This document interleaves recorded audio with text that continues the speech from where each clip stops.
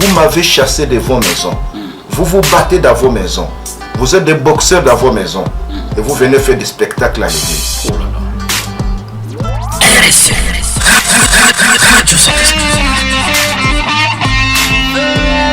Si le Saint-Esprit n'intervient pas dans le couple, monsieur et madame vivront les cas d'Ananias et Saphira.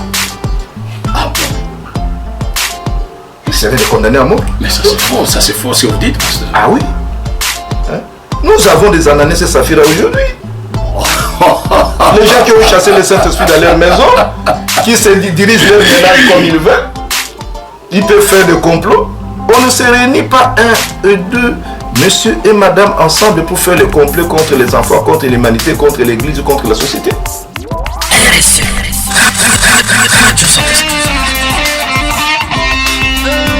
Le mariage, c'est la même chose. Puisque le mariage, c'est un champ de bataille. C'est un champ de bataille qui mérite une stratégie pour vaincre. Et la meilleure stratégie, fais-toi remplir du Saint-Esprit pour commencer la prière régulièrement dans ta maison. Et d'abord, l'homme et la femme.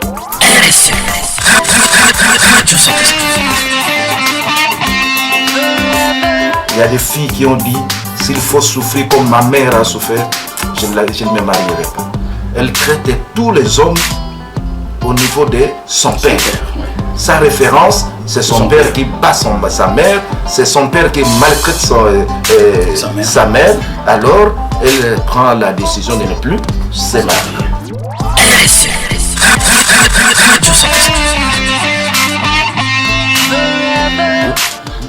Il y a plein de divorces dans le monde séculaire, tout comme parmi les chrétiens, parmi les serviteurs de Dieu.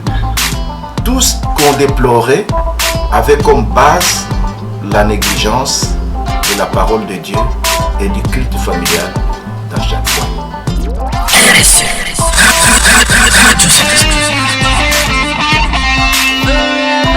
Sans le Saint-Esprit dans les ménages, dans le foyer, non, vous allez vous séparer.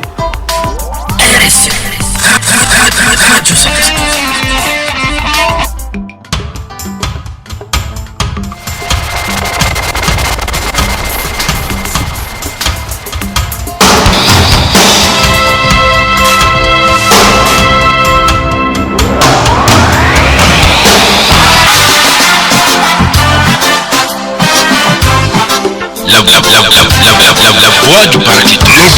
La voix du paradis tous. Une émission de la radio Sénétion.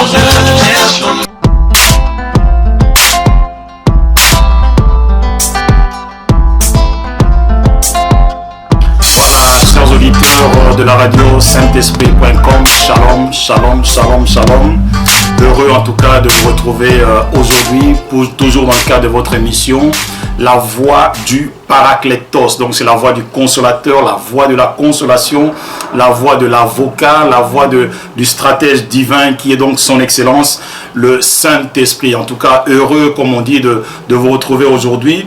J'espère que vous avez passé une très bonne semaine, de très bons week-ends, et j'espère que en tout cas, quelqu'un d'entre vous a reçu un remas, une révélation de la part du Saint-Esprit par rapport à ce qu'il vit, par rapport à ce que le Saint-Esprit a mis dans son cœur.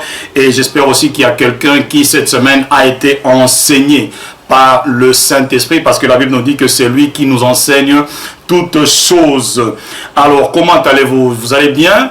Oh, j'entends quelqu'un dire très bien. Ben voilà, c'est la radio Saint-Esprit. N'oubliez pas notre email, donc radio Saint-Esprit gmail.com. En tout cas, n'hésitez pas, si vous avez des suggestions, si vous avez des prières, si vous avez des conseils, en tout cas des questions, ben avec l'aide du Saint-Esprit, n'oubliez pas donc de nous contacter. Voilà, en tout cas, sans plus tarder, nous allons droit au but, et tout en remerciant d'abord le Saint-Esprit pour sa présence avec nous et sa présence en nous. Merci Saint-Esprit de ce que tu es le promoteur, le concepteur même de cette radio, et merci de tous les enseignements qui s'y sont passés et qui continueront en tout cas à y passer. Et merci en tout cas Saint-Esprit de pourvoir à tous nos besoins, en tout cas selon ta richesse avec gloire en Christ et Jésus. Nous saluons en tout cas tous nos auditeurs, que ce soit en Afrique, en Asie, en Océanie, en Amérique, en Europe. Nous n'oublions pas les îles. En tout cas, nous vous saluons, nous vous apprécions et merci d'être connectés, d'être branchés, en tout cas en cette heure-ci, sur Radio Saint-Esprit.com.fr.net. Voyez-vous, donc le Saint-Esprit est en train donc de nous propulser. Alors aujourd'hui, il a plu au Seigneur Saint-Esprit d'amener, en tout cas, de conduire les pas de son serviteur jusque dans nos bureaux, en tout cas dans ce studio. C'est un homme de Dieu que nous respectons beaucoup. En tout cas, il va devoir se présenter et je vous assure, en tout cas, n'hésitez pas, en tout cas, et surtout ne zappez pas parce que nous serons, en tout cas, également visités, bénis au travers donc de la parole de Dieu, au travers de son expérience, au travers de la connaissance que l'Esprit a mis en lui, au travers donc de multiples révélations, en tout cas qu'il ne cesse de recevoir de la part du révélateur qui est le Saint-Esprit, et également au travers de son ministère, en tout cas un ministère qui est à la portée de tous, un ministère qui est source de plusieurs bénédictions, et nous allons en tout cas le saluer en ce moment. Bonjour Pasteur Hubert. Bonjour mon frère, je suis très content d'être avec vous. Oh, en tout cas, nous de même, merci en tout cas de votre passage ici dans nos studios. Dites-moi un peu, comment ça va? Ça va très bien. Ah. Surtout que nous sommes dans la voie des paraclétos. Oui, le Saint-Esprit move, c'est le mouvement. Voilà. Alors, à cette période, nous sommes en train de nous attendre au souvenir de la Pentecôte. Imaginez un peu si on est dans la voie des ondes et que les ondes sont en train de vibrer. On visite même les maisons sans leur autorisation. Les ondes traversent les murs. Oui. Les frères et sœurs qui nous suivent maintenant, ils ne nous ont pas demandé l'autorisation de les visiter. Voilà. Ils sont là en train de nous écouter. Voilà. Oh. C'est ça la grâce de Dieu. C'est ça la grâce de Dieu. En tout cas, merci beaucoup. Mais vous savez, ça me fait penser à l'ange Gabriel qui avait visité Marie sans l'autorisation de Marie. Ah oui. La Bible nous dit que l'ange entra chez Marie. Entra chez Marie. Oui. Mais nous ne savons pas si c'était par la porte, par la fenêtre ou... c'est l'esprit. C'est l'esprit. L'esprit immatériel. Voilà, l'esprit immatériel, l'esprit n'a ni chair ni os. Mais la Bible nous dit que non, Marie était même étonnée de cette présence. Alors si... qui est le pasteur Hubert, en tout cas, pour ce moment de visite, de moment de partage? Qui est-il, le pasteur Hubert?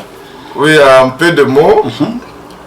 Il est né de nouveau en 79, alors qu'il était étudiant à la faculté polytechnique. Et il a terminé ses études d'ingénieur civil. Il est ingénieur civil de formation. Et après, il a été saisi par Dieu, appelé par Dieu lui-même, à se faire former dans les cadres des groupes bibliques universitaires. Donc, j'ai passé le temps de formation dans les groupes bibliques universitaires et j'ai été secrétaire général des groupes bibliques universitaires, les bergers des étudiants pendant 10 ans. De 1996 à 2006. J'ai travaillé comme secrétaire général des groupes bibliques universitaires à la République démocratique du Congo. C'est dans ce cadre-là que j'ai fait le tour de plusieurs pays, et pour la formation et pour le travail. J'ai visité Burkina Faso dans ces cadres. On m'avait parlé de Mamadou Kamamiri. Nous avons fait une grande réunion de groupe biblique universitaire à Burkina Faso dans son église. Au TBI, en tout cas nous saluons tout le Burkina. C'est là où j'ai fait la formation en études bibliques, la première formation en études bibliques en 1996. On a fait, le groupe biblique universitaire a fait venir les experts en études bibliques dans son église. C'est là où j'ai fait mes premiers pas en études bibliques. Ok. Donc au Centre international d'évangélisation, mission intérieure africaine. Voilà. Et après les 10 ans de travail dans les groupes bibliques universitaires, Dieu nous a qualifiés pour autre chose, parce que c'est les étudiants qu'on a encadrés, ont grandi, ils se sont mariés. Et alors, il nous a conduit cette fois-là dans le travail auprès des familles, auprès des couples, avec une vision qui est claire. L'église dans la maison est une priorité. C'est-à-dire, Dieu nous a ouvert les yeux pour comprendre qu'il y a plusieurs problèmes qui se passent dans les couples. Il y a plein de divorces dans le monde séculaire, tout comme parmi les chrétiens, parmi les serviteurs de Dieu. tout ce qu'on déplorait avait comme base la négligence de la parole de Dieu et du culte familial dans chaque foyer. Puisque la parole de Dieu dit, dans Matthieu 18, quand 2 ou 3 se réunissent à son nom, il est au milieu d'eux. Il est au milieu d'eux. Et c'est le départ de l'Église. Dès le départ de la Genèse, c'est ce qui s'est passé. L'Éternel, dans la présence d'Adam, a permis à ce que Adam puisse nominer tout ce qui existe sur la terre. C'est ça, Tout ce que nous continuons à découvrir jusqu'à aujourd'hui. Donc, l'Esprit en personne de Dieu, là, dans la présence d'Adam, l'intelligence était claire. L'intelligence est pervertie à cause du péché. Ce qui fait que jusqu'à aujourd'hui, on est incapable de découvrir la totalité de tout ce que Adam a vu et a nominé. On continue à découvrir. Hein? Et quand nous continuons dans cette perspective, Dieu nous a éclairés. Dit que moi, dans la présence d'Adam, l'intelligence était réelle. Dans la présence d'Adam et Ève, à ses côtés, c'est ça le départ de l'Église. C'est la première Église, la famille. La famille. Vous avez négligé la famille. Vous m'avez chassé de vos maisons. Vous vous battez dans vos maisons. Vous êtes des boxeurs dans vos maisons. Et vous venez faire des spectacles à l'église. Oh là là, oh là là.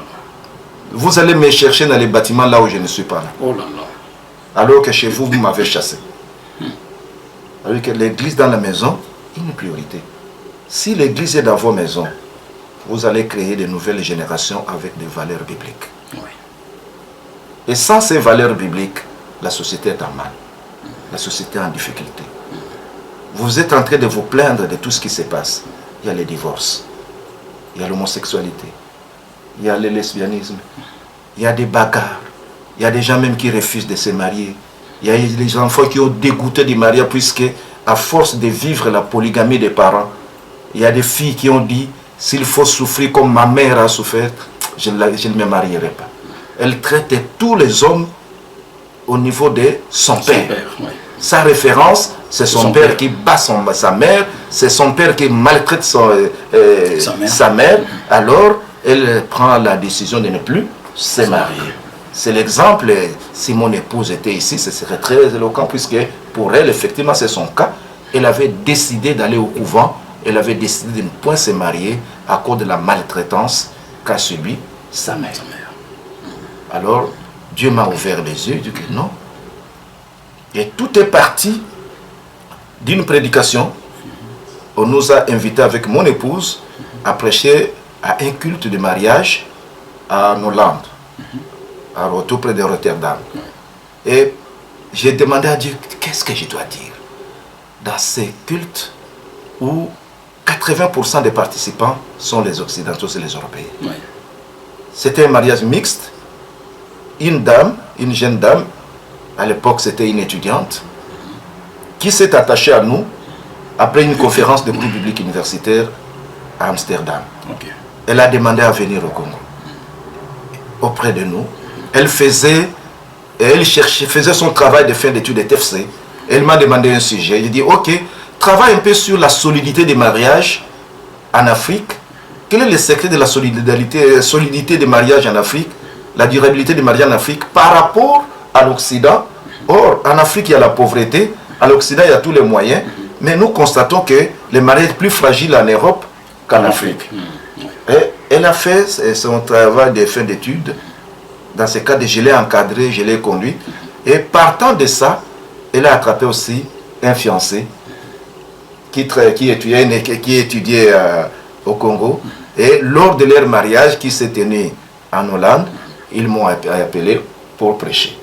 Et c'est lors de cette prédication que j'ai fait les résumés de ce travail. Je dis que Genèse 2, Genèse chapitre 2, verset 24, hein, l'homme quittera son père, s'attachera à sa femme, les deux deviendront une seule chair, mais attention, ça ne suffit pas. Il faut être rempli du Saint-Esprit pour vivre cette réalité-là. Alors, quand on est parti de là, tous les participants, surtout les Occidentaux, sont venus me voir à la fin. Mais qu'est-ce que tu as dit? Tu as dit quelque chose là. Que l'église dans la maison, c'est une priorité. Tu as dit que monsieur et madame doivent se remplir du Saint-Esprit. Mais on est rempli du Saint-Esprit déjà, même à l'église. Pourquoi à la maison? Alors, c'est parti de là. Oui. Et moi, je me suis posé la question, mais au fait, quand je disais ça, je ne me rendais pas compte. Et suite au questionnement des autres, je me suis mis à réfléchir. Je me suis dit, Seigneur, effectivement, qu'est-ce que j'ai prêché? Et la nuit, vers 4 h du matin, comme dans une vision, Dieu me rappelle toute la prédication. Ok. Et il me fait voir, même ce livre, il m'a fait voir que tu dois écrire. Le livre ici, c'est « Pourquoi suis-je marié ?» En réalité, ce n'est pas le titre. Ok. Le titre que Dieu m'a donné est là. L'église dans la maison. Ok. Ok. Mais si je mettais l'église dans la maison, beaucoup n'achèteront pas, tous ceux qui ne prient pas. Ça les intéresserait pas. Oui, Ça, c'est réservé pour les gens de l'église. Alors, nous avons mis un titre d'APA. D'APA, oui. Mais s'il ouvre, il lit jusqu'à la fin, il verra que le plus important, c'est faire ERTIF, qu'on nous dit réseau de transformation et d'intercession pour les familles, qui est le nom de notre ministère, inspiré aussi par Dieu, ERTIF, réseau de transformation et d'intercession pour les familles, de l'église dans la maison.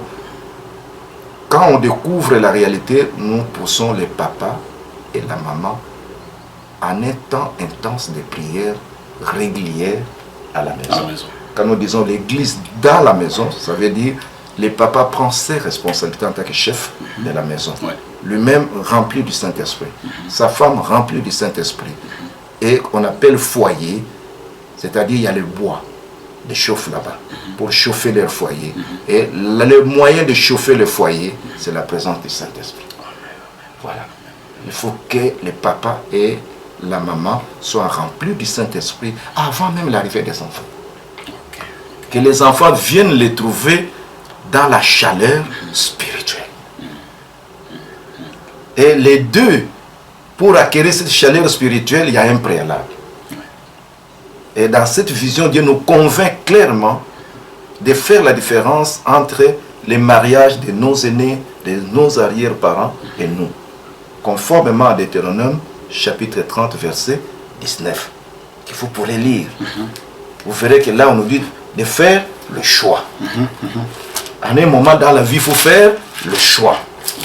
Dans les mariages, on a fait le choix de l'homme ou de la femme. Puisque si nous ne faisons pas le bon choix, nous allons être entraînés dans les mariages dits religieux. C'est ça. Puisqu'il n'y aura pas la présence du Saint-Esprit dans les mariages religieux.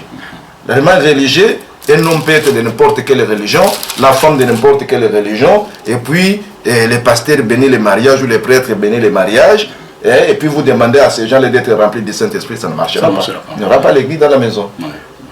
Il faut que ces choix-là soient faits.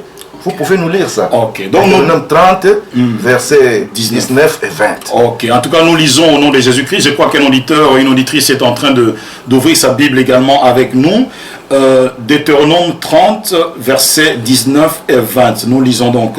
J'en prends aujourd'hui à témoin contre vous le ciel et la terre. J'ai mis devant toi la vie et la mort, la bénédiction et la malédiction. Choisis la vie afin que tu vives, toi et ta postérité, pour aimer l'Éternel ton Dieu, pour obéir à sa voix et pour t'attacher à lui, car de cela dépendent ta vie et la prolongation de tes jours. C'est ainsi que tu pourras demeurer dans le pays que l'Éternel a juré de donner à tes pères Abraham, Isaac et Jacob. Voilà. C'est un choix déterminant. Puis généralement, quand on bénit les mariages, les pasteurs, rarement on prend ces passages comme fondement. On demande seulement, vous êtes aimés? Oui. Mais on ne pose pas la question sur les traitements de leurs origines. Est-ce que vos parents avaient fait ce choix? Ou vous êtes les premiers à faire ce choix? Si les parents n'ont pas fait ce choix, et qu'ils sont les premiers à faire ce choix, il faut bien les conscientiser, puisque le mariage n'est pas l'aboutissement, ce n'est pas la fin. Les jours de la célébration là, ce n'est que le commencement de la bataille. De la bataille, tout à fait. Tout à fait. C'est le commencement. C'est là où ils doivent s'engager à vivre la vie de Christ. Choisissez la vie. Or, choisir la vie de Christ, c'est choisir un combat. Ouais. Il s'engage à un combat. Et en s'engageant dans ce combat, si celui qui bénit le mariage ne le conscientise pas, ça va se limiter en fait à une cérémonie qu'ils ont préparée pendant 3 ans, pendant 5 ans. Ils ont mis l'argent de côté, ils ont connu beaucoup d'obstacles pour aboutir à 2 heures de cérémonie de mariage, à 1 heure ou 3 heures de fête. Oui, et ça se limite là. Et quand les combats arrivent, ils ne sont pas préparés. Beaucoup de gens prennent beaucoup de temps pour préparer 2 heures, 3 heures de fête.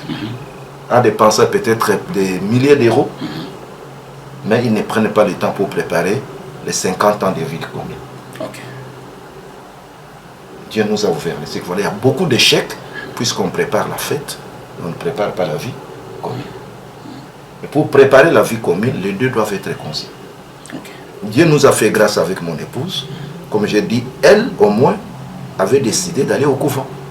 Puisqu'elle avait pris conscience que c'est difficile. Et moi aussi j'ai pris conscience de mon côté. Je dis que mon père est polygame. Alors moi, quel mariage j'ai fait? C'est compliqué. Alors ma femme, comme il me pose cette condition, moi aussi j'accepte. Je dis que moi et toi, nous deux, pas le modèle de nos parents. Notre mariage n'est pas la copie du mariage de nos parents. Nous faisons le mariage selon Dieu. Moi chrétien, toi chrétienne, nous allons nous baser sur les principes bibliques.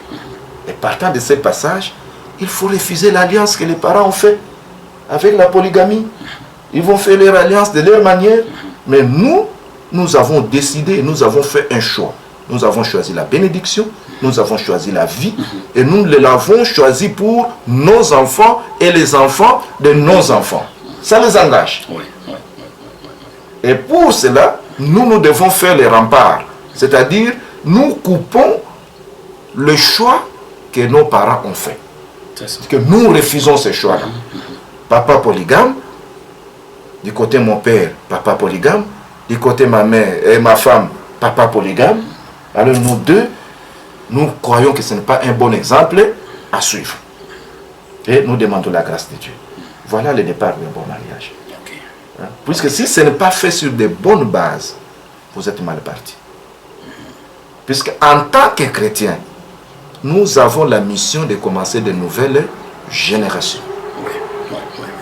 Les nouvelles générations. Vous pouvez me préparer Genèse 18, verset 19 aussi. Ok. Pendant que je suis en train de préparer, mais dis-moi un peu, pasteur, nos parents, est-ce qu'on peut dire qu'ils ont connu cette vie-là, ils ont fait leur choix à eux dans le temps, parce que ce sont nos ancêtres? Est-ce dû au fait qu'ils n'avaient pas été remplis du Saint-Esprit, ou ils ne connaissaient pas le Saint-Esprit, et nous, aujourd'hui, nous avons cette grâce-là, cette faveur-là de connaître le Saint-Esprit? Oui, il y a un problème de méconnaissance et un problème d'ignorance. La Bible dit, mon peuple est péri faute de connaissance. Effectivement, il y a des ceux qui se sont mariés uniquement puisque la société l'a voulu, puisque l'environnement l'a voulu. Et ils n'étaient pas visités par les missionnaires, ils n'étaient pas visités par les évangélistes. Bon gré, mal gré, ils se sont retrouvés mariés. Et ma mère, par exemple, qui s'est mariée à l'âge de 14 ans. Elle n'a pas eu le temps vraiment de mûrir, de faire même un choix, d'accepter. Non, il y en a qui ont subi. À l'époque, c'était comme ça. Papa peut-être 20 ans, maman 14 ans. Et ils ont grandi comme ça, par ignorance. Mais nous, à notre génération déjà, et la génération de nos enfants, au moment où il y a cette voie de communication, la radio, ils sont en train de suivre. À l'époque de nos parents, il n'y avait pas ça. Il n'y avait pas ça. Il n'y avait pas ça. Il n'y avait pas Internet. Si nous utilisons bien les canaux de communication d'aujourd'hui, où nous sommes ici à Bruxelles, nous sommes en train de mettre, la terre entière peut suivre. Imaginez, mais il ne faut pas blaguer avec cet instrument. Nos ancêtres n'ont pas, c'est un privilège. Tout à fait. C'est un privilège, nous ne devons pas blaguer avec. Peut-être nos ancêtres n'ont pas eu ces privilèges-là. Nos parents n'ont pas eu ces privilèges-là d'être en contact direct avec la parole de Dieu.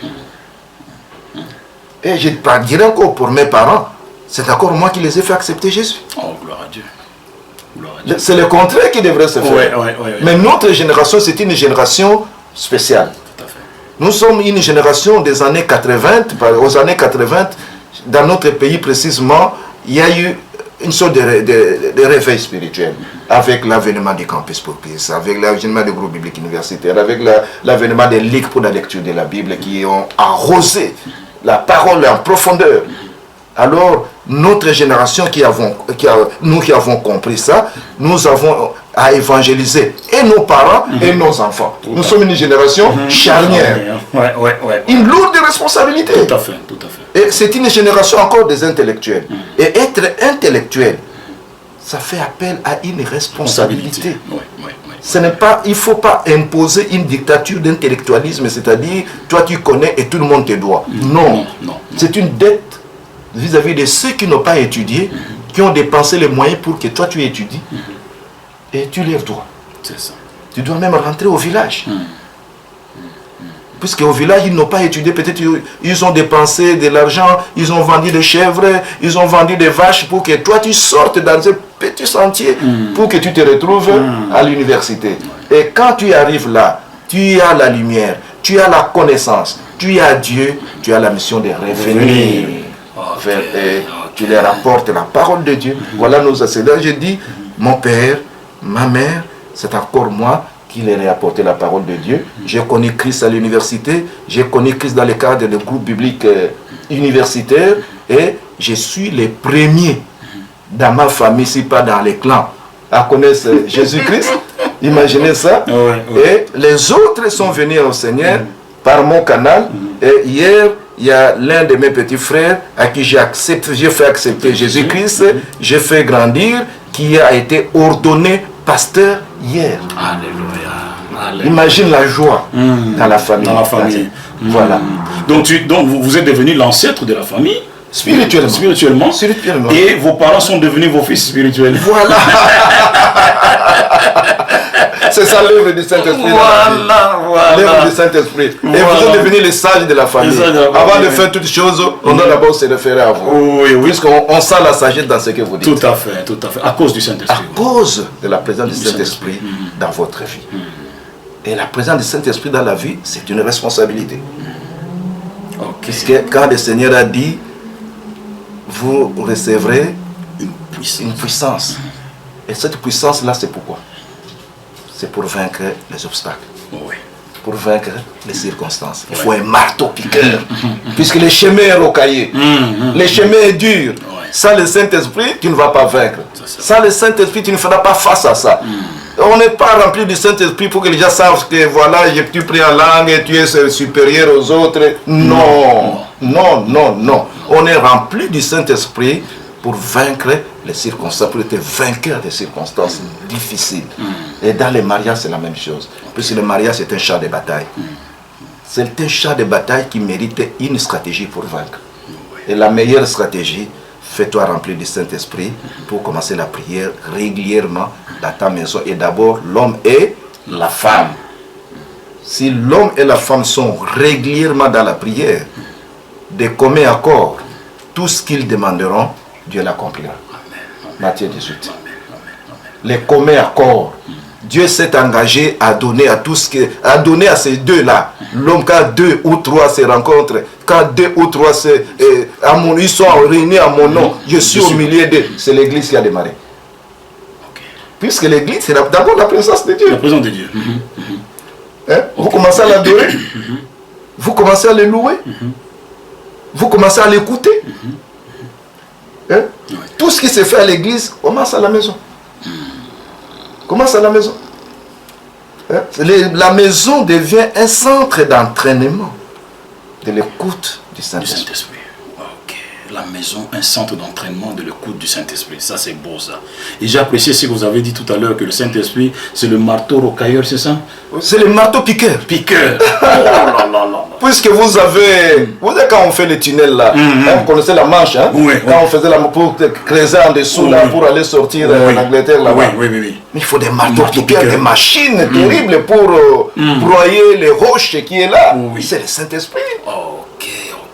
Mais ça, c'est génial. Ça, c'est génial. Oh, chers auditeurs, n'oublions pas une chose. Le Saint-Esprit, c'est le marteau piqueur. Ok, donc c'est lui qui est là pour t'aider, en tout cas, dans les différents obstacles que tu traverses. Tu as besoin d'être seulement rempli du Saint-Esprit. Tu as besoin de la présence. Mais en plus, pasteur, mais ce qui est un peu... Jésus est tellement sage. Hein, il dit que là où 2 ou 3 sont assemblés en son nom, il est là. Ok, il parlait aussi, il voyait aussi le ménage, il voyait aussi la famille, il voyait aussi l'homme et la femme. Mais il dit, je suis là. Mais et pourtant, Jésus, à l'heure actuelle, il est au ciel. Mais c'est le Saint-Esprit qui est là. Comment? Qui rappelle tout ce que Jésus a fait? C'est le Saint-Esprit. C'est le rôle du Saint-Esprit. Oui. Il nous rappelle. Il rafraîchit la parole que Dieu a dit. Il souffle dans nos cœurs sa volonté. C'est le Saint-Esprit. Sans le Saint-Esprit dans les ménages, dans le foyer, non, vous allez vous séparer. Ok. Mais le Saint-Esprit a un rôle de nous convaincre du péché. Quand l'homme a péché, la femme a péché, qui convainc? Le Saint-Esprit. C'est le Saint-Esprit. Donc la femme ne peut pas convaincre l'homme, non, voilà, tu as fait ça. L'homme ne sera pas convaincu. Hein. Non, d'abord c'est le Saint-Esprit. Ok. Mais vois un peu le cas de Marie et Joseph. Ouais. Marie a conçu. Par la puissance de qui? Du Saint-Esprit. Du Saint-Esprit. Ouais. Et quand Joseph a décidé de se séparer secrètement. Qui l'a su en premier? Le Saint-Esprit. Ouais. Il a été visité. Oui. S'il n'avait pas été visité, il ne croira pas à Marie. Ça c'est vrai. Ça c'est vrai. Il ne croira pas. Il avait décidé de rompre secrètement pour ne pas créer, faire des dégâts à Marie, pour qu'on ne la pique pas, puisqu'à l'époque, une vierge qui va dire qu'elle a ta famille. Mais non, non, elle a lapidé. Elle est condamnée à mort. Condamnée à mort. Alors, pour que ça ne se fasse pas ainsi, il a fallu toujours qu'un âge vienne. Il faut la présence du Saint-Esprit. Et c'est très important. Si le Saint-Esprit n'intervient pas dans le couple, monsieur et madame vivront les cas d'Ananias et Saphira. Ah bon? Ils seraient des condamnés à mort. Mais ça c'est faux ce que vous dites, pasteur. Ah oui. Nous avons des Ananias et Saphira aujourd'hui. Les gens qui ont chassé le Saint-Esprit dans leur maison, qui se dirigent leur ménage comme ils veulent, ils peuvent faire des complots. On ne se réunit pas 1 et 2, monsieur et madame ensemble pour faire le complot contre les enfants, contre l'humanité, contre l'église, contre la société. Attendez, chers auditeurs, nous sommes tellement bénis, nous sommes tellement surpris de ce qui sort de la bouche de l'homme de Dieu. En tout cas, nous sommes en train de recevoir l'homme de Dieu, le pasteur Hubert, qui nous vient donc de la RDC. Et là, en fait, le Seigneur lui a donné cette grâce-là, vraiment, la famille, le ménage, le foyer, c'est vraiment le ministère que le Seigneur lui a donné. C'est vraiment une grâce exceptionnelle de recevoir un tel homme, je dirais, un géant dans les histoires du Saint-Esprit et la famille. Ben, nous sommes bénis pendant ce moment, en tout cas. Et nous voulons juste prendre un petit temps de break, n'est-ce pas? Et nous sommes à vous dans quelques minutes. Ne zappez surtout pas parce que c'est pas encore fini. Si vous avez des questions, des suggestions, nous en avons déjà reçu une ici. Ben, nous allons partager ça avec vous tout à l'heure parce que l'homme de Dieu, nous sommes venus pour l'essorer. Mais c'est vrai que le temps est trop petit. Mais en tout cas, le Saint-Esprit va nous aider à voir clair par rapport à ce domaine, à cette mission que le Seigneur lui a confiée. En tout cas, le Saint-Esprit dans la famille. Et il a parlé de l'église dans la maison. Il y a une différence, n'est-ce pas, pasteur, entre l'église dans la maison et l'église de la maison. Ça, c'est une différence. En tout cas, l'homme de Dieu va nous éclairer. En tout cas, après juste ce temps de pause, nous sommes à vous. Ne zappez pas. Que le Seigneur continue en tout cas à répondre ses grâces et faveurs sur vous. L'amour est bête, l'amour est fort, l'amour est fou, l'amour est bête. Là où se trouve l'amour, la raison n'a pas sa place. Là où se trouve l'amour, l'intérêt n'a pas sa place.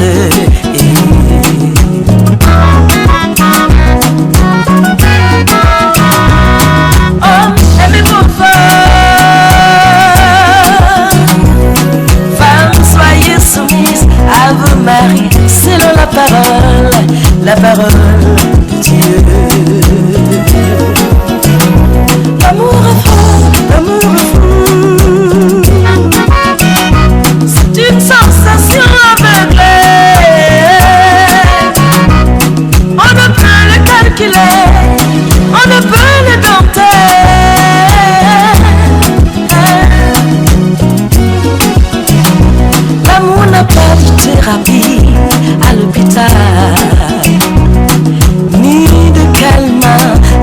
pharmacie.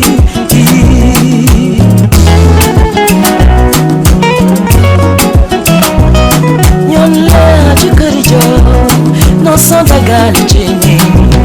Yon la du karijo, non sans dagal cheni. Korchonya, korchonya, korchonya oh. Korcho sinyati Dr. Bini. Osayawani wa odio, korchonya oh. Sur ta couche tu veillais en pensant à l'être aimé.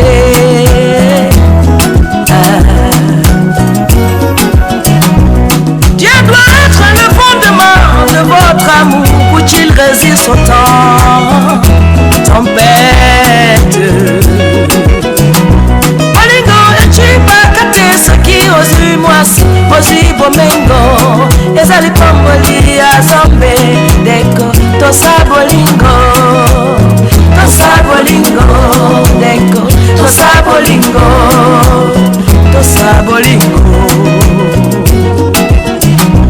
L'amour ne laisse personne indifférent sur cette terre. Tosa bolingo. Quel que soit ton statut, quelle que soit ta nature, l'amour t'attend à bras ouverts quelque part. Tosa bolingo. Amour agapé, amour filial. L'amour c'est l'amour, quel que soit les superlatifs. Amour agapé, amour filial. L'amour est ce feu qui brûle dans nos cœurs. Aucune grandeur ne peut l'éteindre. Tosa bolingo. L'amour est cet état dans lequel le bonheur de l'autre prime. Tosa bolingo. La mesure de l'amour est d'aimer sans mesure. Si tu aimes sans rien attendre en retour. Tosa bolingo. Voilà, en tout cas, chers auditeurs, nous vous apprécions et merci de n'avoir pas zappé. Et vous qui venez de nous rejoindre, en tout cas, soyez bénis là où vous êtes, dans vos bureaux, dans vos maisons.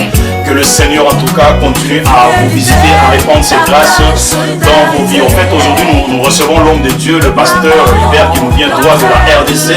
Nous saluons, nous bénissons cette grande nation, en tout cas.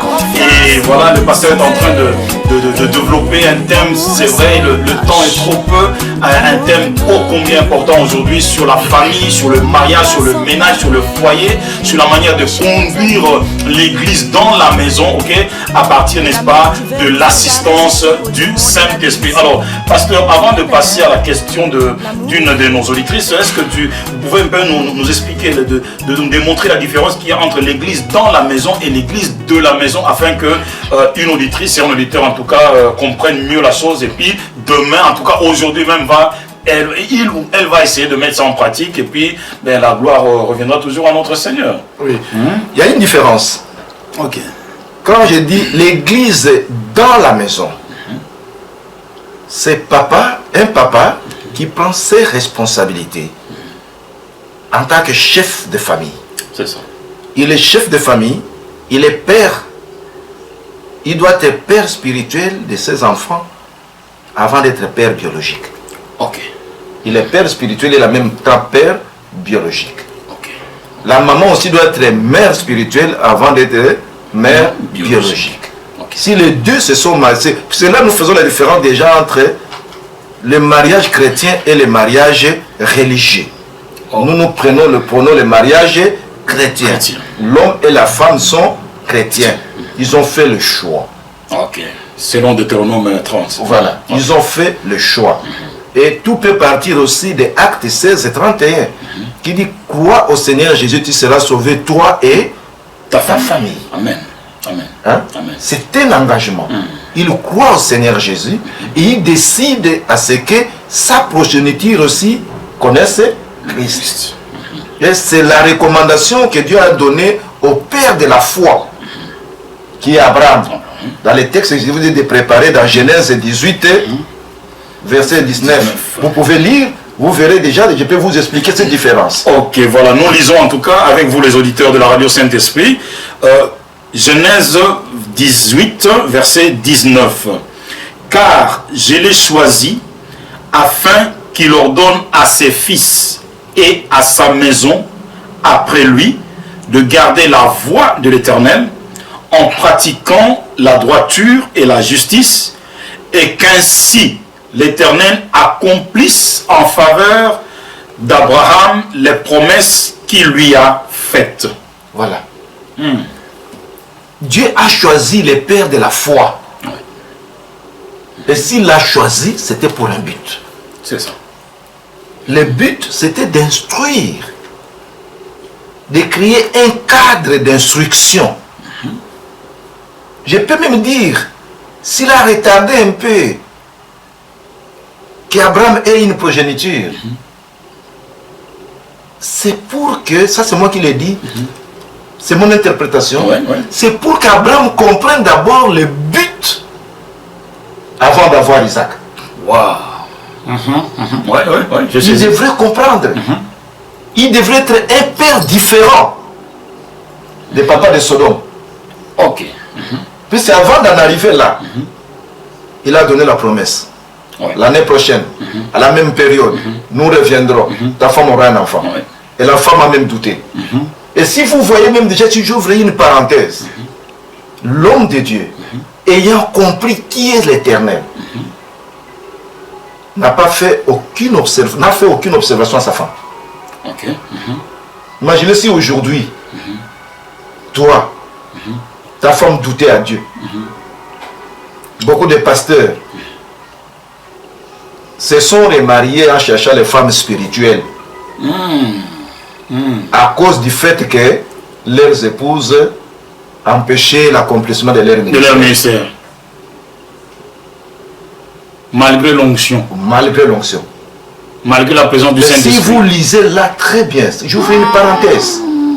Abraham n'a fait aucune observation à sa femme, puisqu'il était sous la vibration du Saint-Esprit, de l'Éternel. De l'Éternel. L'homme de Dieu. Aucune reproche. Et pourtant, la femme a fauté. C'est une grave faute. Et si nous remontons encore, vous verrez que Adam ça c'est fort. A connu la même situation. Il a été même sanctionné. Il n'a pas recommencé l'expérience avec une autre femme. That's right. Ça c'est vrai. Il n'a pas cherché une femme spirituelle. Et ils n'avaient pas encore d'enfants en ce moment. Non. Et si nous prenons le cas de Job, l'homme craignait Dieu, l'homme droit craignait Dieu. Et l'homme riche, ils sont très peu qui sont riches, qui peuvent avoir 3000 chameaux. Et les 3000 chameaux représentaient les moyens de transport de l'époque. Et les plus grands moyens, parce qu'il y avait des anneaux et des abeilles. Il en avait combien? 3000. Je ne sais pas aujourd'hui si on peut compter quelqu'un qui a 3000 Hammer ou bien 3000 Mercedes ou 3000 quoi. Job en avait. Mais quand vous lisez dans Job chapitre 1er verset 5, il avait l'habitude de réunir régulièrement ses enfants dans la prière, car il disait, peut-être avec toute la richesse que j'ai, quelqu'un a offensé Dieu. Et quand est arrivé le temps difficile dans Job chapitre 1er verset 9 et 10, au conseil de Dieu, le conseil spirituel, là où Dieu siège, il prend les décisions. Le diable est allé là-bas. Dieu lui dit, as-tu vu mon serviteur Job? Et qu'est-ce qui s'est passé? Il dit que c'est puisque tu l'as protégé, c'est puisque tu l'as béni. Et quand tout ce qui est arrivé comme catastrophe est arrivé, Job a recommencé après. N'a pas demandé une femme spirituelle avec la même femme. Et pourtant la même femme a dit, réunis ton Dieu pour qu'il maintienne la santé. Oh là là là là là là. Mais c'est fort ça, pasteur. C'est très fort. L'homme rempli de l'esprit de Dieu. Ce que j'ai dit, c'est le marteau piqueur, qui aide à faire face aux obstacles. Vous aurez des obstacles. L'ennemi peut entrer même par votre femme pour vous bousculer, pour détruire la famille. Mais si vous êtes rempli du Saint-Esprit, vous avez le marteau piqueur, vous allez déloger l'ennemi de votre foyer. Alléluia. Alléluia. Mais pourquoi tu vas délivrer toutes les femmes du monde entier à l'église alors que ta propre femme à la maison, tu es incapable de les délivrer, de la délivrer? Oh là là. Oh là là. Tes propres enfants, tu es capable de les délivrer. Mais c'est ça la délivrance. Ouais. Vous avez vu Job faire des reproches à sa femme? Non. Non. Non. Il a prié que Seigneur, je n'ai pas de choix. Pas une autre femme, il n'y a que celle-là. Donne-moi la force. Donne-moi la force. Ça, c'est une parenthèse. Je reviens à votre question. L'église des maisons. Oui. L'église dans la maison a comme mission l'instruction et la formation de nouvelles générations. C'est la mission que Dieu a donnée à Abraham. Abraham devrait faire la différence entre les papas de Sodome, puisque au verset, dans Genèse 18-17, il lui a ouvert les yeux pour comprendre ce qui s'est passé à Sodome. Qu'est-ce que les papas de Sodome ont fait de leurs enfants? Ils ont amené l'homosexualité, ils ont amené des choses bizarres, l'abomination vis-à-vis de Dieu. Alors que toi, Abraham, tu auras l'enfant, tu seras différent de ces papas-là. Tu as droit à la différence. Il devrait créer le cadre qui est dans Deutéronome chapitre 6. Vous pouvez lire Deutéronome chapitre 6, versets 6 et 7, qui dit clairement: tu dois inculquer à tes enfants. Les enfants n'ont pas de choix. Donc nous lisons Deutéronome 6, versets 4 à 6. 4 à 6, voilà. Écoute Israël, Jusqu'à 7. l'Éternel, notre Dieu, est le seul éternel. Tu aimeras l'Éternel, ton Dieu, de tout ton cœur, de toute ton âme et de toute ta force. Et ces commandements que je te donne aujourd'hui seront dans ton cœur. Tu les inculqueras à tes enfants et tu en parleras quand tu seras dans ta maison, quand tu iras en voyage, quand tu te coucheras et quand tu te lèveras. Voilà. Mais dans quel cadre tu vas inculquer aux enfants? Inculquer là veut dire que les enfants n'ont pas de choix. Si papa est rempli du Saint-Esprit, maman est remplie du Saint-Esprit, avant même la conception de la maman, ils ont demandé à Dieu, ils ont prié, la maman conçoit, la maman enceinte, l'enfant est déjà tout un esprit qui comprend que papa et maman sont en prière. Oui. Quand ils sont en prière, il sait, il est esprit, c'est l'être entier. Corps, âme et esprit. C'est ainsi que Dieu s'est permis à dire, même à Jérémie, avant que tu puisses, quand tu étais encore une masse informe, tu étais sans forme dans le ventre de ta mère, je te connaissais, puisqu'il était esprit. Et quand nous parlons de l'église dans la maison, c'est la prise à conscience de la conscience des parents que nous avons une mission. Dieu nous a choisi papa, Dieu nous a choisi maman pour une mission, commencer une nouvelle génération à l'opposé des générations de Sodome. Nous vivons dans le contexte de Sodome aujourd'hui. Bruxelles est considéré comme Sodome. Paris comme Sodome. New York, Washington, New York comme Sodome. Les pays asiatiques là, n'en parlons pas. Les Moyen-Orient, n'en parlons pas. Vous partez à Dubaï, vous partez partout, les gens ont 5 femmes. Tout c'est l'abomination. Alors nous avons droit à la différence. Les chrétiens ont droit à la différence. Et quand j'ai vu dans l'église, dans la maison, on n'invite pas quelqu'un d'autre à venir prier pour tes enfants. C'est le papa qui prie pour ses enfants. C'est le papa qui inculque. C'est le papa qui lit la Bible. C'est le papa qui fait le culte familial. C'est le papa. Malheureusement, dans notre contexte, dans nos pays africains surtout, il y a plus de femmes dans l'église que des hommes. Les hommes ont démissionné, ils ont laissé les responsabilités spirituelles à qui? Aux femmes. Et devant Dieu, il y a même des papas qui ne sont pas responsables, qui ne sont pas les chefs de famille. Ce sont les mamans qui sont devenues des chefs de famille devant Dieu. Malheureusement. Puis ce sont les mamans qui sont à l'église, ce sont les mamans qui prennent les responsabilités spirituelles, ce sont les mamans qui prennent les responsabilités de l'éducation, ce sont les mamans qui prennent même certaines responsabilités financières. Mais ici, Dieu a appelé Abraham dans toutes ses responsabilités, dans sa totalité. Et quand vous partez même dans Ephésiens 5, 33, lisez ça, vous verrez. Ok. Donc nous allons lire Ephésiens 5, 33. Je termine par l'église de la maison. Donc, c'est ta maison. Tu mets ta maison à la disposition déjà du quartier, des membres de l'église. Ils peuvent venir, un autre berger peut venir, il commence à diriger l'église dans ta maison. Toi, tu es comme un membre, comme une cellule. Ce n'est pas toi qui peux diriger la maison, la prière nécessairement. Donc, ça peut ne pas concerner tes enfants, mais les gens du quartier, tout le monde, ils peuvent venir dans la cellule de ta maison. Mais dans la maison, comme nous dit l'église, dans la maison, dès le départ, papa, maman, dans la prière, la main dans la main, et chaque jour dans la prière, la maison devient un centre d'exercice et d'apprentissage du pardon. Grâce au Saint-Esprit. Alléluia. Grâce au Saint-Esprit. Puisque les 3 P doivent se réunir pour qu'il y ait l'église dans cette maison-là. P comme prière d'intercession, P comme pardon, et P comme patience. Patience. 3 P. 3 P. Puisqu'il est difficile de pardonner quelqu'un.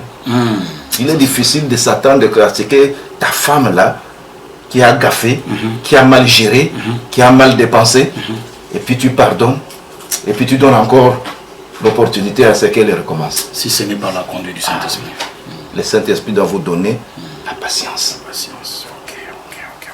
Mais nous allons lire en tout cas parce que les questions, pasteurs, et les suggestions, ça continue à couler sur radio-saint-esprit.com. En tout cas, merci de penser à nous. Donc je lis vite fait là, Genèse 5, plutôt, Ephésiens 5, excusez-moi chers auditeurs, verset 33. Du reste, que chacun de vous aime sa femme comme lui-même et que la femme respecte son mari. Et si vous continuez partout, même au début, dans les rôles, vous verrez bien que l'homme a une responsabilité énorme. Aimer la femme comme lui-même. Et puis, aime sa femme en tant que chef, comme Christ a aimé l'Église. Mais c'est une lourde responsabilité. Nous savons seulement qu'on dit à la femme, soumets-toi, soumets-toi. Mais la soumission, c'est rien par rapport à aimer comme Dieu. Hein. Ça, c'est vrai. Qu'est-ce que Christ a fait pour l'Église? Il est mort sur la croix pour l'Église. Il s'est sacrifié pour l'Église. Est-ce que les hommes sont capables de se sacrifier pour leurs épouses et pour leurs maisons? Ça c'est la question. Ça c'est la question. Mais pasteur, allons vite fait en tout cas, puisque le temps nous presse également. Ben, nous saluons en tout cas le Lubumbashi, la ville de Lubumbashi, la ville cuprifère, n'est-ce pas, de la RDC, le quartier Bel Air. Nous recevons en tout cas un message d'une personne, d'une auditrice en tout cas de la radio Saint-Esprit. Pasteur, en tout cas, c'est... La question est là, il y a un problème avec la belle-mère. Effectivement, nous disons ceci dans les relations avec la belle-mère. C'est très important si la belle-mère est à la maison ou pas. Le problème part, pasteur, de Genèse 2, 24. L'homme quittera son père, s'attachera à sa femme et les deux deviendront une seule chair. Le problème qui est là, cet homme n'a pas quitté. Si sa maman a encore une influence sur lui et sur sa femme, et la belle-mère empêche la paix dans la maison, la vie de paix, donc elle vient troubler la paix, l'homme est responsable. L'homme doit quitter mentalement, moralement, spirituellement, financièrement, physiquement aussi. Il doit quitter. Même si la belle-mère dans leur maison, la belle-mère n'a pas autorité sur lui et sur sa femme. D'abord spirituellement. Ils doivent quitter la spiritualité de leurs parents. Ils doivent quitter la culture, la coutume, et tout ce qui les bloque. Tout ce qui bloque leur épanouissement. L'homme doit quitter. Souvent on ne quitte pas. Puisqu'il y a 3 piliers pour que le mariage tienne solidement. Premier pilier, c'est de quitter. Deuxième pilier, c'est l'attachement à sa femme. Maintenant, la présence de la belle-mère, comment il va s'attacher à sa femme? Il n'y a pas moyen. Il va se gêner même pour embrasser sa femme. Il va se gêner pour causer avec sa femme. Je connais même des belles-mères, dès que l'homme et la femme sont en chambre, et elle vient frapper pour déranger. C'est à ce moment-là qu'elle dit non. Ils n'auront même pas l'état de prier, surtout si elle est païenne. Puis si elle était chrétienne, elle allait comprendre que non, les enfants doivent s'épanouir et tout. Hein? Elle serait là pour faciliter la tâche. Mais je pense que je responsabilise d'abord les maris. Même si le mari est timide, je pense que la femme doit beaucoup prier. La femme aussi a sa responsabilité. Tout à fait. Comme elle a pris conscience de ça, elle doit chauffer la maison dans la prière. Dans la prière, ok. La stratégie est unique. La belle-mère n'est pas son ennemi. Voilà. Le mari n'est pas son ennemi. Très important. Ils ont tous un ennemi commun, le diable. Le diable. C'est le diable qui passe par la belle-mère pour le bousculer. Pour diviser. Mais Alors pour faire échec au diable, que cette sœur qui a appelé là prenne conscience de ça, qu'elle commence la prière intense au modèle de Maman Anne. Ok. Au modèle de Maman Anne. La mère de Et Samuel. Jésus va le visiter. Amen. Souvenez-vous, mais Pierre avait aussi une belle-mère. Oui, Pierre aussi avait une belle-mère. Ouais, ouais. Mais qu'est-ce qui s'est passé? Quand elle était fiévreuse, là, Jésus est venu faire le miracle de guérison. Voilà. Alors que la sœur invite Jésus dans la maison et Jésus fera le miracle de transformation de la belle-mère. Oh, Comme si notre ministère, c'est le ministère de transformation et d'intercession pour les familles. tout en continuant à aimer la belle-sœur. Ah oui, la belle-mère n'est La pas son belle-mère ennemi. plutôt. La belle-mère n'est La pas. belle-mère, il faut l'aimer. Il faut l'aimer. Il faut l'aimer. C'est Christ qui va transformer la belle-mère. Ok. Et quand la belle-mère sera transformée, la belle-mère va s'impliquer dans la vie de prière. Elle aura la paix. Alléluia. La belle-mère peut quitter même la maison, va vivre loin. Mais s'il y a cette connexion spirituelle qui est faussée, elle continuera avec l'esprit de contrôle à son fils. Puis je connais les fils qui sont contrôlés par leurs parents. Avant d'acheter quelque chose à sa femme, elle doit d'abord demander à sa mère. Avant de commencer une activité, elle doit demander aux parents. Non, il y a certaines tribus pour lesquelles la coutume bloque les enfants. L'enfant ne va pas épanouir si elle n'est pas de commun accord. L'enfant n'est pas de commun accord avec sa femme. Puisque le commun accord est important, car 2 ou 3 se retrouvent au nom de Dieu, Dieu au milieu d'eux. Et ce qu'ils s'accordent pour faire, Dieu le fera. Mais si elle ne fait pas, le mari veut entreprendre quelque chose sans l'accord de sa femme, il va faire l'accord avec sa mère. Non, ça ne réussira pas. Ça ne réussira pas. Ça ne réussira pas. Ok, ok. En tout cas, femme, continue à être soumise à ton mari. Et toi, mari, aime ta femme, ok, comme Christ, bien sûr, a aimé son église. Et nous avons aussi une autre question là, pasteur. En tout cas, nous saluons la France. Nous saluons en tout cas notre auditrice qui nous écrit de la France là. Oh, ça c'est un cas, ce sont des cas qui arrivent souvent. Oui. Hein, l'homme a amené la femme au Seigneur et après maintenant, hein, il empêche la femme d'aller à l'église. Bon, je pense que madame, tu aimes Jésus, hein, et tu ne peux pas quitter. Tu ne peux pas quitter. Je pense que si tu es réellement rempli du Saint-Esprit, tu dois comprendre ce que j'ai dit au départ. J'ai dit que le mariage c'est un combat. Ouais. C'est un champ de bataille. Il faut être rempli du Saint-Esprit et tu seras...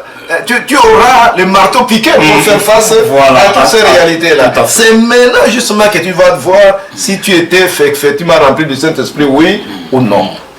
Puisque l'homme t'a amené à l'église. Je dis bien, c'est lui qui t'a amené à connaître Jésus-Christ. Il est ton père spirituel. Voilà. Mais qu'est-ce qui fait qu'il a chuté? Comme il a chuté, tout ce que je te demande, ma soeur, c'est la même réponse que j'ai donnée à notre soeur avant. Je ne sais pas si vous avez des enfants ou pas. Puisque ces enfants, ils sont résultats de votre amour. C'est un don que Dieu vous a donné.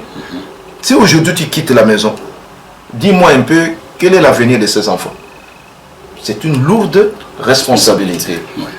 Et l'unique stratégie pour gagner cette bataille-là, c'est de placer une chambre de prière. Que ton cœur ne s'attache pas aux biens matériels. Que ton cœur ne s'attache pas au confort. Oublie les conforts. Ouais. Il est temps pour toi de bâtir une chambre haute, de bâtir un temps de prière, de telle manière que le temps dégagé par la prière puisse être un temps nécessaire, un moment stratégique que Dieu te donne pour récupérer ton mari sur le plan spirituel d'abord. Rappelle à ton mari. Prie pour ton mari. Même s'il a un dégoût de la prière, intercède, le Saint-Esprit va le récupérer s'il est réellement ton père spirituel. Ouais. Puisque beaucoup de femmes, comme le dit l'apôtre Pierre, ont récupéré leur mari par la soumission et par la prière. Je peux donner rapidement un exemple. Il y a une femme qui avait un mari pareil, dans notre expérience, un jour, elle a décidé d'aller faire jeûne et prière de 40 jours dans un ministère de combat spirituel pour gagner le mari. Et elle avait déjà des grands enfants, une grande fille de 18 ans à peu près. Et puis le mari rentre, il était une grande autorité. Il trouve que la femme est partie en retraite de 40 jours. Alors, il m'a appelé, puis il savait que la femme était attachée à moi spirituellement. Il dit que, pasteur, ma femme est partie en retraite, je ne sais pas si elle est avec toi, mais si elle persiste dans cette retraite de 40 jours, je viens d'apprendre qu'elle a déjà fait 3 jours. Alors qu'elle autorise à sa fille qui me sert à table ici de me servir aussi sur le lit. C'était très fort pour moi. Très fort. Très très fort. Elle a dit, allez, passe-moi vite le numéro de ta femme. Elle m'a passé le numéro de ta femme. J'ai dit, madame, c'est très grave la situation qui est chez toi à la maison. Et si tu peux quitter la retraite et me rejoindre. Elle a dit, la maison brûle. Viens. Je ne sais pas c'est de quel feu, mais viens, tu verras de quel feu il est question. Elle est venue. Et qu'est-ce qu'il y a? Madame, à ce moment précis, ton mariage est détruit. À cause de la prière. Or, Dieu ne peut pas détruire ton foyer. Voici la situation. Qui sert ton mari à la maison? Oh, c'est moi, ma fille. Alors, voici ce que dit ton mari. Et en plus, si tu persistes, quand tu reviendras, ce sera pour le divorce. C'est ce qu'il m'a dit. Elle a commencé à pleurer. Et on a partagé des passages qui dit clairement, la femme doit être soumise. Et à force d'être soumise, certaines femmes ont récupéré leur mari. J'ai dit, soumets-toi à Dieu. Soumets-toi à la parole de Dieu. Ne vois pas la soumission à un maïr païen. Fais comme si tu te soumettais à la parole de Dieu. Tu obéissais à Dieu et tu vas voir qu'est-ce que Dieu va faire. Fais confiance à Dieu. Elle a pleuré pendant 1 heure de temps. Puis dit que tu veux que moi, je rentre, je ne veux plus prier. Et que je ne dis pas que tu ne pries pas. Le mari ne pourra jamais t'empêcher de prier. Jamais. Il ne peut pas mettre un plafond au-dessus de toi pour que tes prières ne montent pas sur le haut ciel. Il peut bloquer les 4 murs qui t'enferment dans la maison. D'accord. Mais le ciel, il ne fermera jamais. Alléluia. Jamais. Il n'a pas ce pouvoir. On a prié avec la dame. Elle est rentrée à la maison en pleurant. Et puis le mari m'a téléphoné. Merci, pasteur. Elle est revenue. Elle est revenue. Il a récupéré. Et ce n'est pas fini. Les dimanches qui suivaient, le mari, ça lui a fait mal. Que la femme qui priait beaucoup. Puis les maris observent aussi. Hein? Ouais. Les maris ont confiance aux femmes qui prient. Et ils respectent beaucoup les femmes qui prient. Les femmes qui prient, ils leur donnent tout. Même si eux sont infidèles. Ils savent que du moins je peux faire mes aventures, mais là, j'ai l'assurance de quelqu'un qui demande des bénédictions pour moi. Tout à fait. Et ça lui a fait mal. Les dimanches qui suivaient, il a dit à la femme, prendre les enfants et tout le monde dans la voiture, on sort tous dans une seule voiture, je vous amène quelque part pour prier. La femme pensait qu'il allait l'amener dans l'église là où il y a des... la femme m'a dit là où il y a les images et on adore les images et tout. Et elle a fait peur. Je trouve que ce jour-là, monsieur, qui était un haut responsable, l'a amené dans une cathédrale protestante. Et comme il était haut responsable, en arrivant, on l'a placé devant avec sa femme. Et le pasteur qui a prêché chez nous là, c'est comme si tout était adressé contre ce mari-là, contre tout ce qu'il faisait. Et quand il a lancé l'appel, c'est le mari qui a accepté le Seigneur. Alléluia.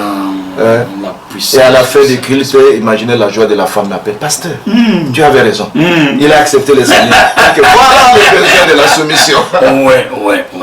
Il dit qu'à force d'être soumis, la femme a fini par amener le mari. Et c'est le mari qui a fini par prendre les devants. Alléluia.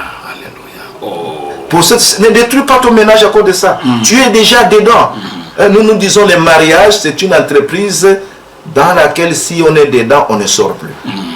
Voilà. Point de divorce. Point de divorce. En tout cas, ce sera le mot de la fin, pasteur. On est pris par le temps, mais je suis sûr et certain que vous allez revenir. Franchement, on a pas mal de questions, pas mal d'interventions de la part de nos auditeurs, mais on est pris par le temps. Oui, le temps est là. Je peux donner à ceux qui pourront continuer, peuvent aussi avoir mon email, je pense. Oui, il n'y a pas de souci, il n'y a pas de problème. RTIF,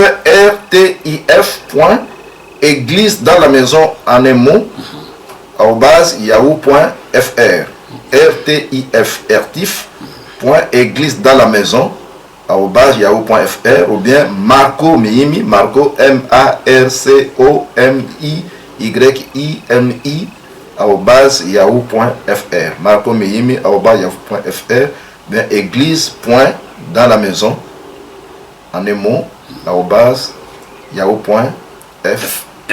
Ok, voilà, en tout cas, chers auditeurs, merci d'avoir été connectés avec radio-saint-dc.com. C'est le mot de la fin, Jésus vous aime. Encore le mot de la fin, Jésus.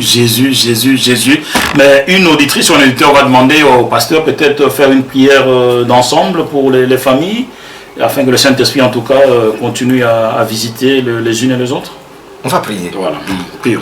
Père de gloire, Père de toute grâce, en ces temps difficiles où le monde est sans visage, tu as besoin des hommes remplis du Saint-Esprit, des femmes remplies du Saint-Esprit, des couples remplis du Saint-Esprit pour réussir les mandats de ton choix. Tu as choisi mon frère comme papa, tu as choisi ma soeur comme mère, afin qu'ils puissent instruire leurs fils, afin de créer de nouvelles générations. Ils ne les referont pas sans toi. Ils ne le feront pas sans ta présence. Ma prière, Père, est que l'homme et la femme qui m'écoutent aujourd'hui puissent obtenir la grâce d'être remplis de ton esprit, l'esprit de sagesse, l'esprit qui puisse les convaincre de péché, l'esprit qui puisse les convaincre afin qu'ils puissent se repentir et sortir de l'ancienne voie, afin qu'ils puissent obtenir la faveur et la grâce particulière de se tenir la main dans la main, de se demander pardon et de décider de bâtir l'église dans leur maison, afin d'obtenir un vin nouveau comme miracle, comme ce que le Seigneur Jésus a fait à Cana, qu'ils puissent commencer de nouvelles expériences avec toi, Jésus. Quand ils obéiront, quand ils seront ensemble, la main, dans la prière, tout ce qu'ils te demanderont, Père, accomplis cela conforme à ta parole. Quand ils seront de commun accord, Père, accomplis les désirs de leur foyer, les désirs de leur maison, instruis leur maison, instruis leurs enfants, afin qu'ils soient source de bénédiction pour leurs enfants, source de bénédiction pour leur quartier, source de bénédiction pour leur église, source de bénédiction pour leur nation. De partout nous suivons, Éternel, une fois remplis du Saint-Esprit, donne-les la force de vaincre toutes les circonstances. Ils soient vainqueurs des circonstances. Merci, Père. Merci de les bénir. Et merci d'agir ainsi. Merci. Au nom de notre Seigneur et Sauveur Jésus-Christ, tu leur donnes l'unité du couple. Tu commences par l'unité spirituelle. Qu'ils soient tous remplis de ton esprit avec un seul esprit. Et qu'ils puissent communier ensemble. La communion du Saint-Esprit. Merci, Père, de bâtir l'église dans leur maison. Merci. Paix, grâce, protection leur soit accordée. En Jésus-Christ, nous avons ainsi prié. Amen. Amen, amen, amen. En tout cas, merci à vous, merci à la régie, merci pasteur Hubert, en tout cas, que le Seigneur répande ses grâces et ses faveurs sur ta vie. Et en tout cas, et salutations à toute l'assemblée, à toute la famille dans votre maison. Ok, et à la fois prochaine, chers auditeurs, n'oubliez pas, radio-saint-esprit.com, 24h/24, à la fois prochaine, Dieu voulant. Bye bye, bye bye, bye bye, bye bye, bye bye, bye bye, bye bye. Ciao.